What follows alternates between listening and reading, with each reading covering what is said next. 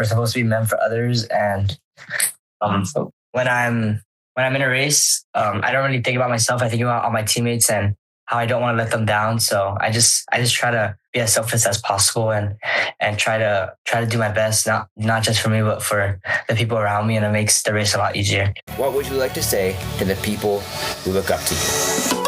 If I had fun, the results would come with it. Focus on yourself and focus on the process, because your process is your process. Running is life. Life is not just running. Everyone has their own struggles at the end of the day that you don't really know about. It's much easier to tackle it together instead of just being alone. I'd be in my fuzz with Grace, or I'd be in my pack with Grace and Allie. Hi, I'm Nate, and this is Under the Radar, where we reveal off-camera observations of authentic athletes. Today, we'll look at the story of current Belen Jesuit Jr. Marcelo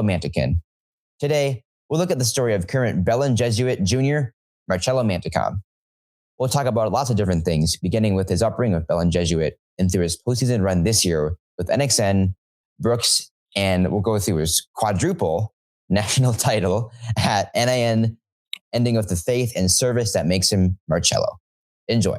What does your family mean to you, and like how have they helped you throughout your career in life? They mean a lot. I mean, they've raised me since I was a little baby. So I love to make them proud and make them happy. They don't really push anything on me, but I push myself to make them happy, really. So thinking about stuff that you do outside with your volunteer work, like what does it mean to you to serve other people, and what is the value you think with doing just stuff for others from the very beginning? I think it's very important to volunteer and to serve others, because that's what God preaches in the Bible.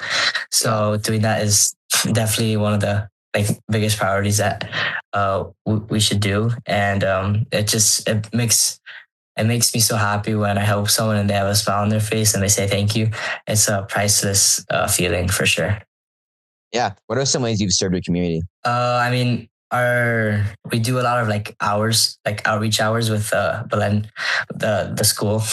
Sometimes we go to a bad neighborhood, and this guy, he has a little farm, and we pluck weeds out of the farm or something, or we go to one of those places where they give out food to the homeless, and we always donate food or set up the tables there or help give out the food and stuff. So yeah. Yeah. And then just seeing those people across all these different backgrounds, and, they're working hard just like you are too. They're trying to build a better life for themselves no matter what situation they're in.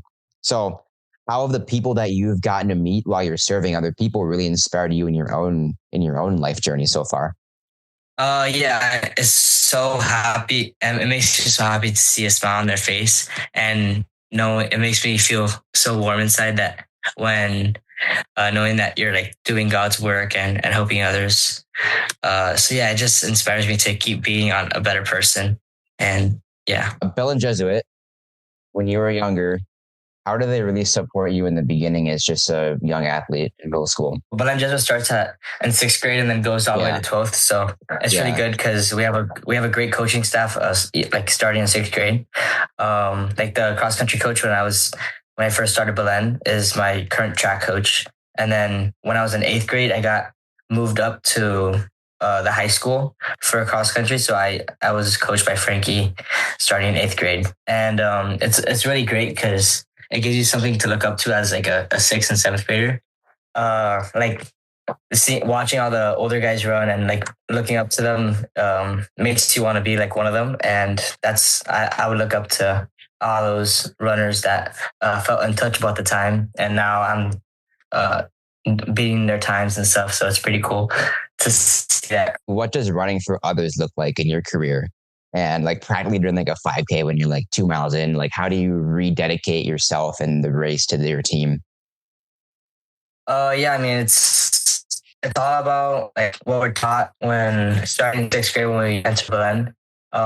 It's we're supposed to be meant for others, and so when I'm in a race, I don't really think about myself. I think about all my teammates and I don't want to let them down. So I just try to be as selfless as possible and try to do my best, not just for me, but for the people around me. And it makes the race a lot easier. Absolutely. What do you think living for others looks like practically outside of running? It's the same thing as racing for others, really. It's just doing things even when you don't want to do them so that to benefit other people. I mean, when you do something for someone else, puts a smile on their face, and that feeling when you make someone happy just is priceless. Incredible. Yeah. So 8th grade cross country, like I think this is like, 8th grade. What did you think was like possible for you that year? And was that different from your perception of what others thought you could do that year in 8th grade? I didn't have really high expectations for 8th grade. I didn't think I was going to be as fast as I was. Because I remember going to Flagstaff and I had a really bad virus. And when I started running again, I was like one of the worst on the team. And even though I was still one of the worst on the team, like starting the season, I kept pushing through it, and I made my way up the rankings and on the team. And then eventually we were able to go to nationals. So I'm super grateful that I never gave up. And that just goes to show how you can never put limits on yourself. So that's kind of a crazy way to start your career, because like you're coming as an 8th grader, you see all these guys around you that you look up to, and you're trying to go to nationals. So it's like, then you get hit with this massive disadvantage. So how did the team kind of support you in that time period? Because it was like, you almost kind of go through like this, I don't know if you did, but you almost could have gone through this like imposter syndrome period where you'd have been like, oh, these guys are going to, they're not going to like me because I'm not performing well. But how did they actually welcome you and support you through that hardship during your 8th grade year? Yeah, no, the team is super great about that. I mean, they're like my brothers to me. I never forget them. I always think about them, even though they've graduated like 3 years ago, even last year. They always support me. And even like when I was doing bad, they would always try to lift me up. Like we had a time trial and I was like one of the worst on the team. I was getting overlapped by my teammates in Flagstaff on my 8th grade year, starting the season. And I just didn't feel like very good about it. But Josh Ruiz, he was really supportive to me, and he lifted my head up, and he was one of the big reasons why I am where I am today. How did you use that as, I guess, a learning experience? Yeah, I didn't know what NXN was like before. Like I only learned what NXN was like right before NXR. I didn't really know like what NXN, like this nationals, the Nike nationals. Like I wasn't really familiar with it and how it worked. But then when I actually ran the race, I fell in love with it because of how unpredictable it was and how like real of a cross country race it was. And like I fell in love with it, and I want to win it one day. That's what I would tell myself as an 8th grader. Being like the young one, I was like, that's like one of my career goals as a high schooler, to win NXN. Yeah, incredible. So how did you apply that mindset of what you learned there, I guess, to race more individual meets? Not that NXN is a team meet, but it is a team meet, but like Arcadia, which is tomorrow, and Brooks. Yeah, I mean, I always think about my younger self and how bad I wanted to be in like these positions to be able to win. And I don't always run for other people, but I also run for my younger self and my future self. And I try to make them as proud as possible. Yeah, incredible. So freshman year, what were some highlights from that year? Arcadia was definitely a highlight. I ran 8:50 as a freshman for the 2 mile. And then NXN was a good highlight. We got 4th place at NXN. That was like the best our team has ever finished. So and that team, I was super close to them. I'm still super close to them. And we always go back and think about how great that season was. So yeah, that was pretty awesome. And we always want to have one more year together. It's really sad to see them go, but I try to live out their legacy as much as possible. And I think those are 2 really big highlights of my freshman year. Also states. I ran states on a stress fracture in my back. So thinking about like the team aspect of it, because from what I tell, like your team is very strong and there's like this culture of brotherhood. So as you became to get more integrated with the team, coming into like your sophomore year, like that part of your life, like what are some things that you guys did as a team that made you guys so close, whether it was inside or outside of the season? I mean, to start the season, it's like a team tradition to go to Flagstaff. There's like 20 of us that share a house in Flagstaff in Arizona. And we just get like, we share a house and we just share a ton of memories together. We laugh, make jokes, make fun of each other. It's pretty awesome. And I mean, after a lot of our practices, we also go to dinner. We eat lunch together. And on the weekends, we go to the beach. We do a ton of things together. We go to each other's houses. I think it's just spending time with each other, and that makes us so close and makes it so that we always want to do our best for each other and not let each other down. Yeah, it's super cool because like it feels like a lot of cross country teams that I've noticed have kind of been like more transactional, whereas like you go to practice, you leave, then you ever do other stuff. Whereas like your team seems super like you all are like brothers, like y'all are like you have each other's back. You take a bullet for one another, right? So it's like So it's like it's super cool how that's the culture that you guys have on your team, and it's such a good metaphor for like life and stuff. What did you think was possible for your sophomore year of cross country after you ran freshman year? I mean, after freshman year, I learned to not put limits on myself. So I was going to sophomore year kind of blind. I wasn't really thinking about what I could do. I was just trying to do what I could do in each individual race. I just took it one race at a time. And I was just dreaming big, not putting limits on myself, and just surprising myself as much as possible. I feel like a lot of runners will begin to notice like different things that they have to control, whether it's like diet, sleep, and frankly, a lot of people I know that are in high school are kind of naive about that, but I'm sure you started to notice those things more. So your controllables coming into state that year, how did you address that? Schoolwork is definitely really hard. Belen's definitely not an easy school, and it's hard to manage time, especially when it's like the days are so long in school, and it's 8 hours, and then you have practice, and you go home late, and then you have to start your homework.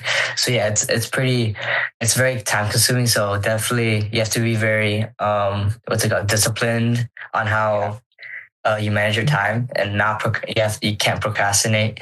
You have to do everything as soon as possible, because if you stay up late one night procrastinating and then you procrastinate the next day and you just lose sleep over it, and you get tired, and then the season it just doesn't go as well as you think, like you would hope it would. So yeah, definitely time is like learning how to manage your time is really important. And also diet. I mean, I used to eat like a lot of junk food, and I'm trying to go away from that. But I mean, I think what you put in your body is also super important for recovery. Right. How do you prioritize rest in your career? Or at least how have you grown in that since going into?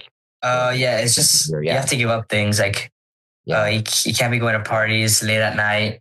You have to set a bedtime and just follow the bedtime no matter what. I mean, it's really hard to do it at first, but once it's not really sacrificing, because you're doing what you love. So I learned to it's like not like a big deal for me to just miss out on what some of my friends out of cross country are doing. And I just, I find joy in just going to sleep early and reloading for the next day. Yeah. What is another thing you had to sacrifice for your career that I guess people don't really think about that much? Yeah, just I mean, I feel like you don't really have time to be with other people besides your teammates. So you just have to learn to bond with your teammates, especially because those are the people you're going to know and be friends with for the rest of your life. Like the Belen alumni is all super close. They come to our state meets and cross country, and it's pretty awesome to see them all there. So it's like one big family that we are, and it's really hard to, I guess you have to kind of sacrifice people outside of the little team that you guys are, because it's hard to find time to be able to hang with them. Because I feel like also it's almost like this like approval thing where you have to kind of sacrifice the approval of like other people around you to like really lean into your team? How did state go your sophomore year? It went pretty well. We ended up winning as a team, so I definitely can't complain. For cross country and track, we won both. I mean, for track, we did get lucky with the weather and stuff. We were able to, like the meet got extended to 2 days, so a lot of us were able to rest a little bit more. And I mean, everything played out perfectly, and we won as a team. So I can't complain about it at all. Nothing bad really happened, and super happy with how it went. Yeah. So moving on to indoor nationals that year, so 2025, first time going, I believe. What was it like prepping for it and like trying something new for the first time? And what were you kind of expecting from it, if anything at all? Yeah, so that was my first indoor race ever, and I had no idea how it was gonna play out. So I just did what I could. I mean, I didn't really put any expectations on myself. I was kind of going blind.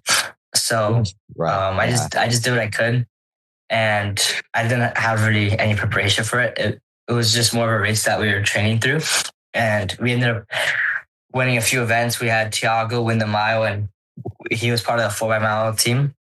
And then I won the 5K. So we were all super happy with how it played out. What works for me is I just kind of go into a race and try to have fun in that race. I don't want to put any pressure on myself or any unnecessary pressure on myself, because I always feel the pressure, but I just try to have as much fun with the race as possible. Yeah. How does that work for you? So when you're going through a pressure nerve cycle, and I mean, high performers tend to internalize a lot of it and bottle it up. So how do you make sure that you're not doing that before like a big race? I mean, just hang out with the team, keeping your mind off the race. It's good to talk about it a little bit, but I don't think you should make it your world in a sense. And inside of the race, you just have to like enjoy like how it's playing out, laugh about it, just enjoy the race. I mean, enjoy the competition that's around you. Thank God for being able to be there in the first place. And and that's it. Cool. So you're a sophomore, and there's dudes that are like, there's seniors and juniors, and then it's your first time going to nationals. So like, actually, no, I'm not doing that one. Okay. So when you ran the 5K, 5,000, what was that like? When you were battling with like Rule and Will that year? That was definitely a really hard race. I was really tired. With definitely one of the hardest times I've ever pushed myself. But I just kept going lap by lap, just trying my best to hang in there. And then I ended up there with like a lap and a quarter to go, and I just kind of sent it. And I was able to win. Pull up the dub. So that was like not on the planning, was it? Like, did you think you just went in with it with just a total like, I'm gonna have fun mindset, and you performed, which is kind of crazy because like you would think you would want to overthink it and then think every split and just try to engineer your way to do it, but it feels like you just kind of ran and just had fun and you still won, which I think it's a takeaway. So coming down from that high, being a national champion for the first time ever, like, how do you lock back in for like the 2 mile and just stay humble for that challenge? I mean, that definitely, if I took a huge toll on my body, and it was hard to reload for the 2 mile, but I just did the best I can. And I mean, I wasn't trying to win it or anything, but I was just going in with the expectation of I just wanted to do my best and give the competition the best I could. And that's all you can do. Give it the best you got in the day. Yeah. So then when you finish that race and now you have to do the 4 mile, how do you then switch your mentality from I'm going to do this for me, and then switch it back to like that team first mindset that you have, that you always have? Yeah. I think it's a lot easier to run for the team. So having a team in mind, I was just kind of staying behind the guy in front of me, and I waited until like a lap left, and then I just sent it. And I knew that if I gave Thiago the baton in first place, that he was gonna win. It's kind of like giving the baton to Jesus. I knew he was gonna bring it home, so I was really happy when I gave it to him. So yeah, I mean, I can't complain at all. And I can't. It was the pain was a lot easier knowing that I was running for other people. I knew that Tiago was going to do his job. I look up to him still. He's a really accomplished and a really good runner. And I knew that if I gave the baton to Tiago in like third place with like 100 meter gap, and he had to close it, I knew he was going to do it because he's a really good runner. So yeah. I had a lot of confidence in him. He's a really good runner and he works really hard. How did the rest of your outdoor season go that year? It went pretty well. It was, I wasn't able to PR by that much because there wasn't a lot of like competition where the race went really fast. Like in Arcadia, the race was pretty slow last year. Very technical. But I mean, I can't complain really. I like it when races are tactical. So, and I love to make races tactical as well. Like the indoor 2 mile this year was pretty slow, and I was able to win. So it was a good experience to have because all those tactical races that we had done, and it's a new, how do I say this? It's like every race, like you can learn something from it. So it's good to have those experiences. Absolutely.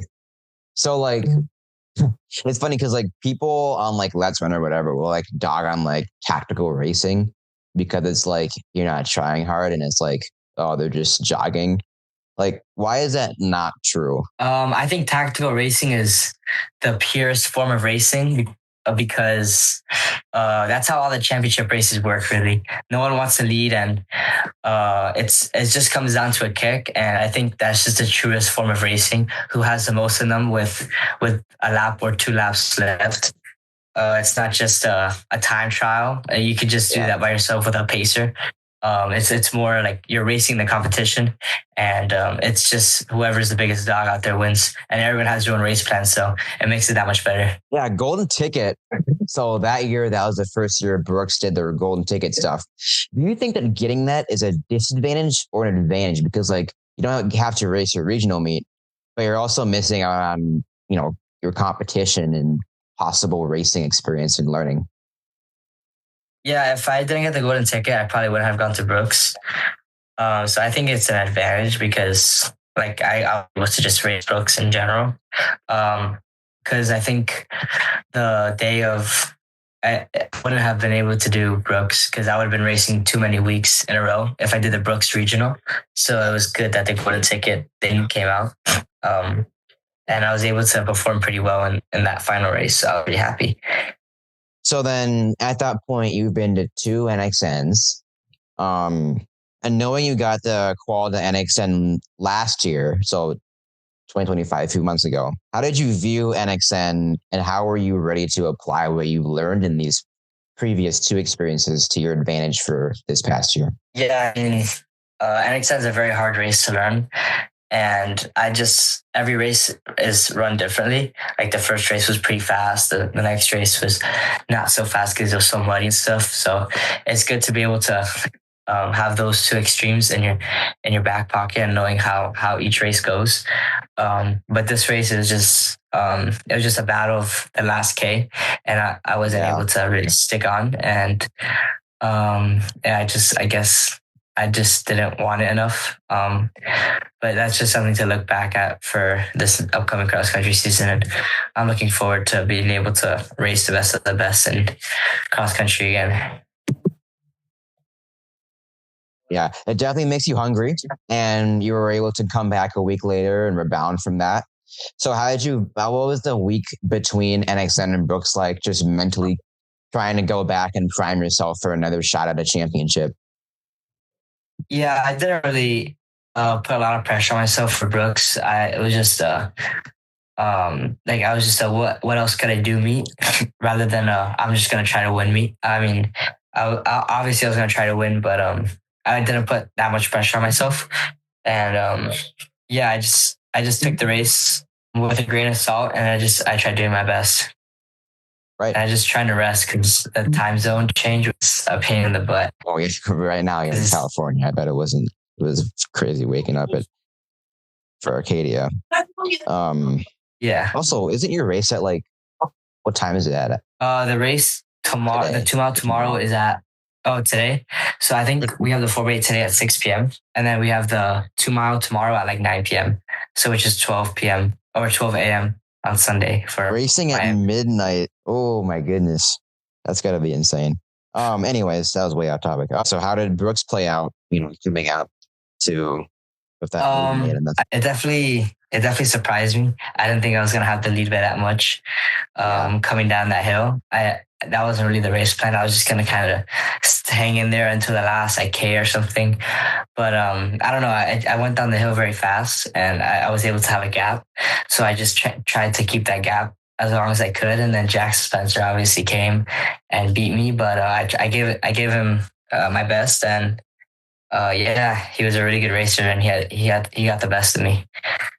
What is that feeling like? I felt so weird. It felt super weird. I didn't think I was supposed to be there. I was so confused on why I was leading by that much. But I just kept grinding K by K, and then the last hill came, and it definitely got the best of me. It's insane, dude. That was just so much fun to watch. Yeah, and then how do you go coming off of just those crazy experiences you had your junior year of cross country, just try to stay grateful and just for the lessons that you learned throughout the season? And yeah, I think my cross country season junior year couldn't have gone better. I mean, there's something to learn from every race, and just racing the best people, the best guys in the country is such an honor, and I'm looking forward to doing the same thing next year. So for the average runner, what would you tell them or just your teammate, what would you tell them if they had a bad race? And how would you get them back to it? Keep working hard, stay consistent, and keep dreaming big. I mean, don't put limits on yourself.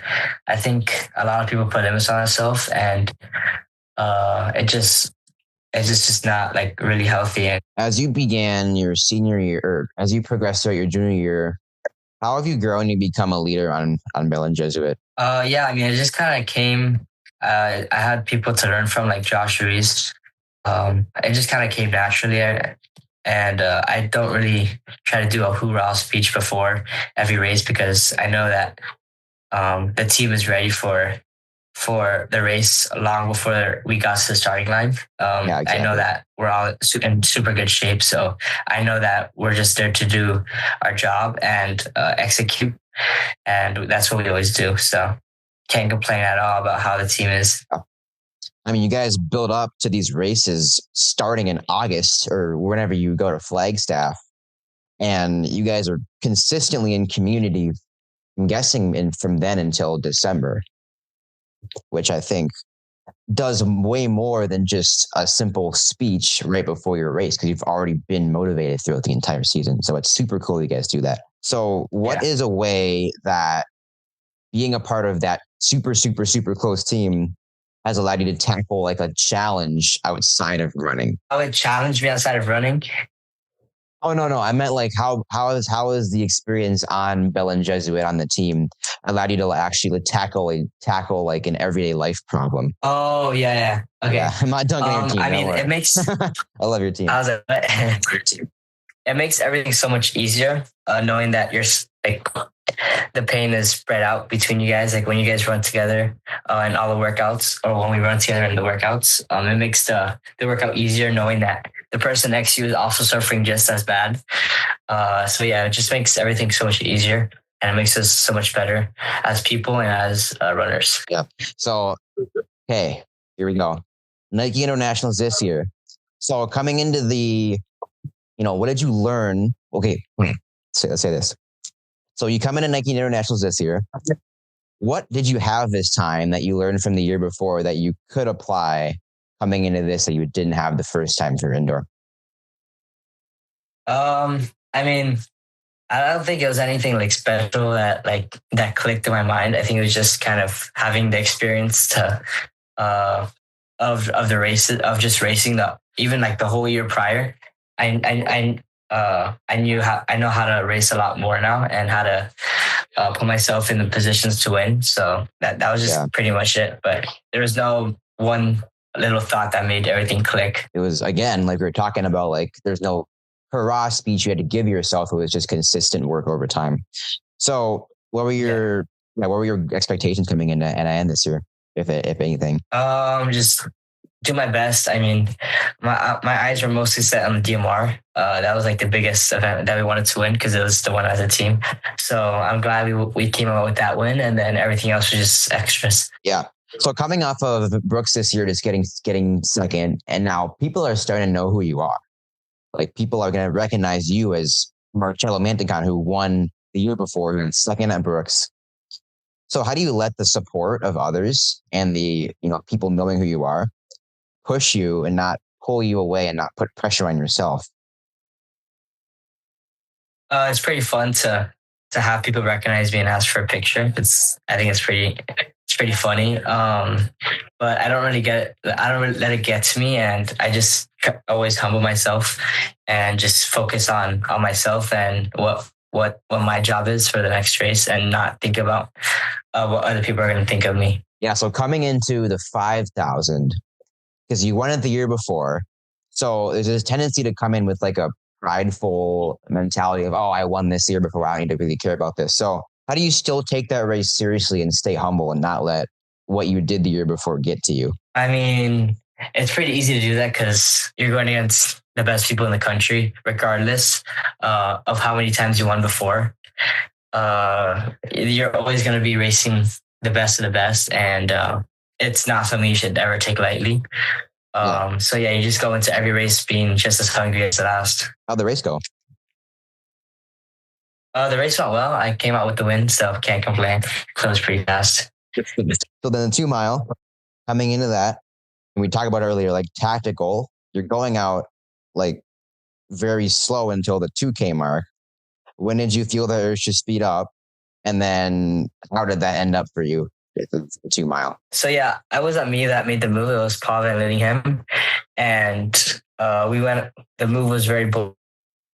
After the race was spread out quite a bit, and it was just me, Kaden Leonard, I think, and Kaden Leonard was leading at one point, and I just made one final move to take home the victory. And Kaden Leonard is an amazing runner, and he pushed me to my absolute limit. So I'm so grateful that he was in that race and was able to just push me to do my best. So that race was a lot of fun. Everyone was pushing, and it was a fun race to be a part of, for sure.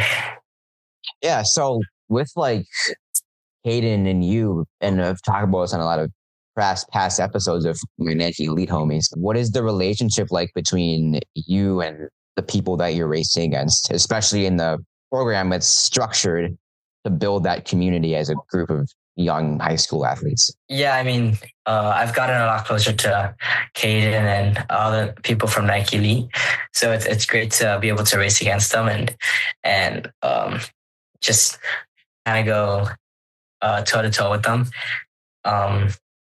But I mean, all the people, I mean, everyone's super nice, and it's great to be able to talk to them after the races and get closer to them. Yeah. What are some ways that Nike Elite really pushes that community intentionally? We do go to, like, for example, in Worlds, we went to Tallahassee to watch those race, and we just spent a ton of time together. So that was awesome. So then 2 titles at this point in how many days? 2 days. Now you're going the one that you really, really want, which is the DMR. So do those titles actually give you a degree of motivation, or does it just not change at all? Like I'm going in same way. If no matter if I won or lost those races, I'm still going to give it my all for my team. Yeah, I think the plan was to just win as the DMR from the get-go. That's definitely the race I wanted to win the most. or lose the other two races, I was going to find a way to be motivated for that third race. It was definitely the biggest and most important race for me. Yeah. So how'd that go? It went really well. Everyone did their job, and we ended up getting the national record. At the end, everyone split a super fast time. Basically, everyone PR'd, so everything went perfectly for us, and we were super happy with the result. Yeah, that's insane. And that just comes as a result of, because how long have you known these DMR teammates for? 3-4 years at this point? Yeah, since like 6th grade and all of them. I've known them for such a long time. Yeah. And being able to compete on the highest level with them just makes it so much fun. Yeah, those are your dudes, man. Like the people that you spent every whatever on the beach, you spent running in Flagstaff, you spent going to all these meets and getting closer to each other. That's just what happens when you pursue community with that degree. And it's just so super cool and inspiring to hear that. So coming to the mile, which is the fourth of you've won 3 national titles. So how do you combat the tendency to like just kind of sit back and just get super lazy with like small stuff like sleep, warm-ups, hydration, and just it's definitely not easy. Yeah. It's definitely not easy to not get lazy. Running the mile as a event was super hard because that's not really my strongest event. But I went into that race doing whatever, like the best I could.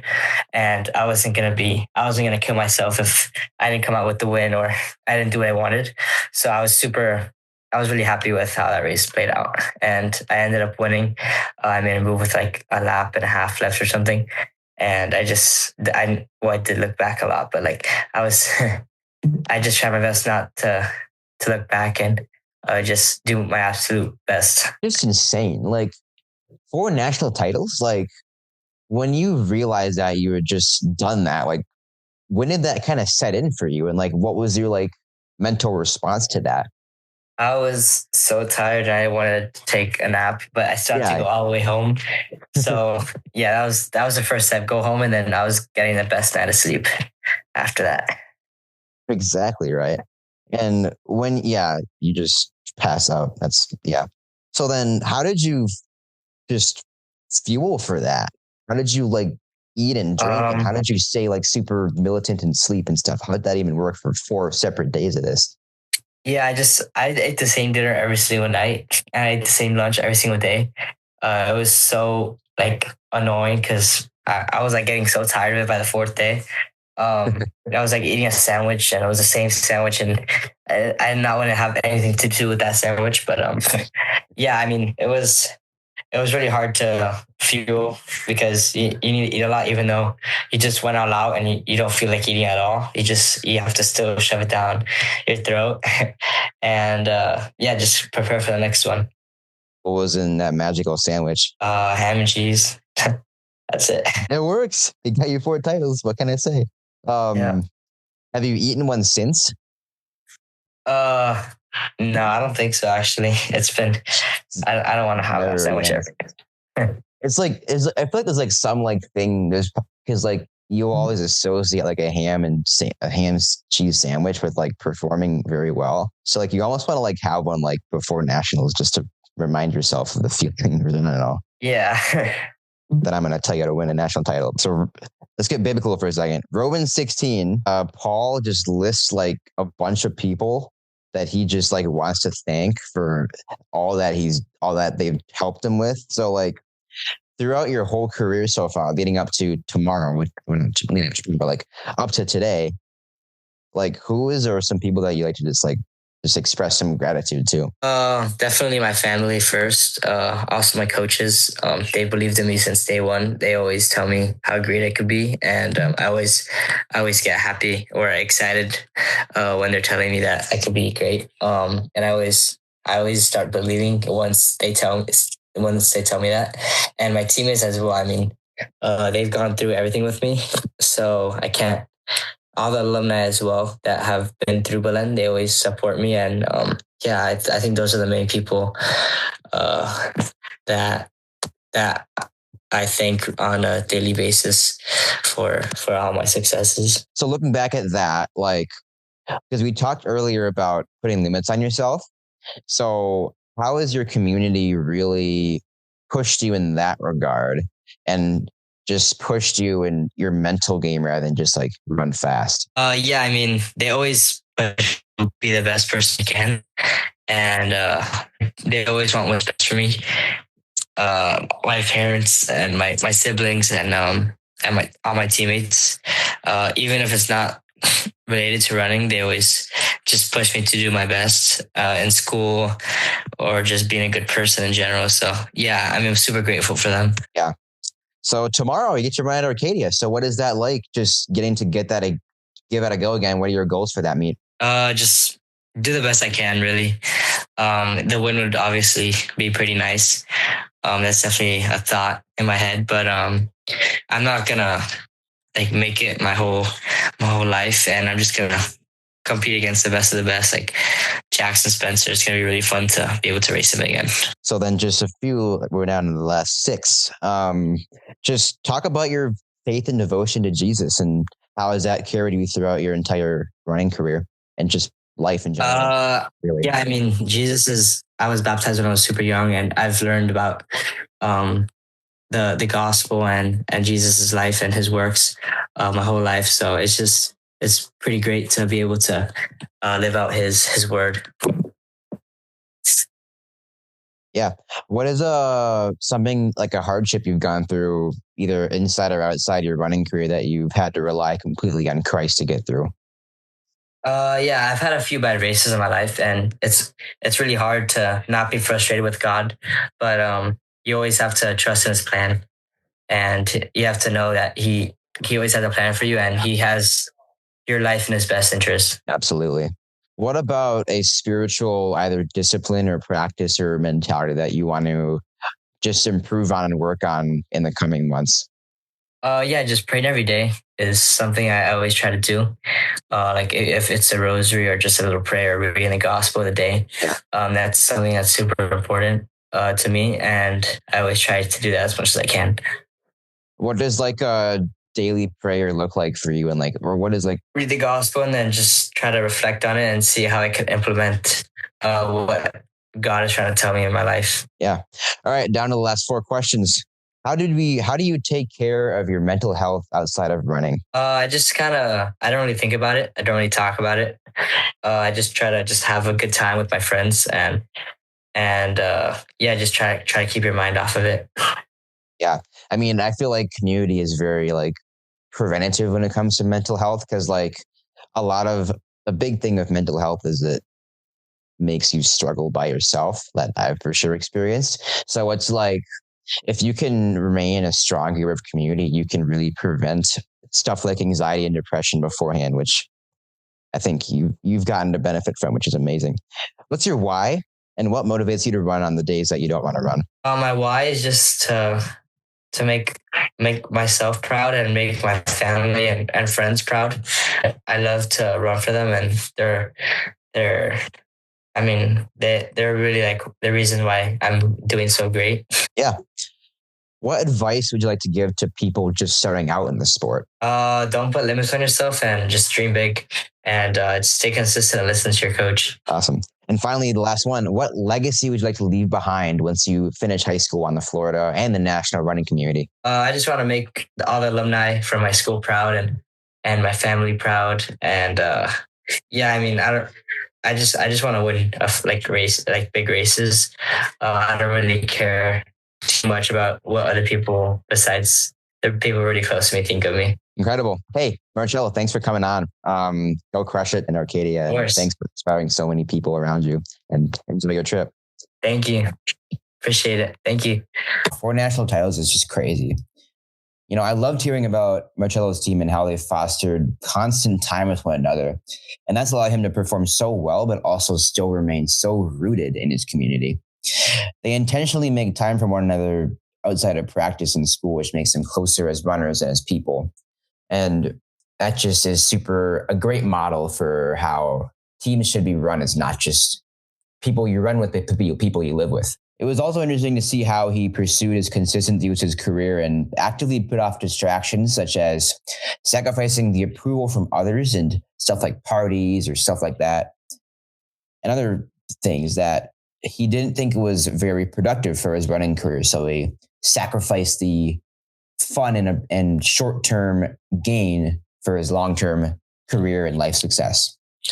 Finally, it's just so cool to hear how Marcelo served others around him, because you would think he'd be so busy with like running, academics, and just hanging out with his friends that he wouldn't have time to serve others, but clearly he does. From the bottom of my heart, thank you once again for listening to this conversation, and I hope you can take something away. I encourage you guys to share this with a friend and who would benefit from this. I'm Nate Unger, and this was Marcelo Mantecon. Unger the Radar. Now, go be the best version of yourself.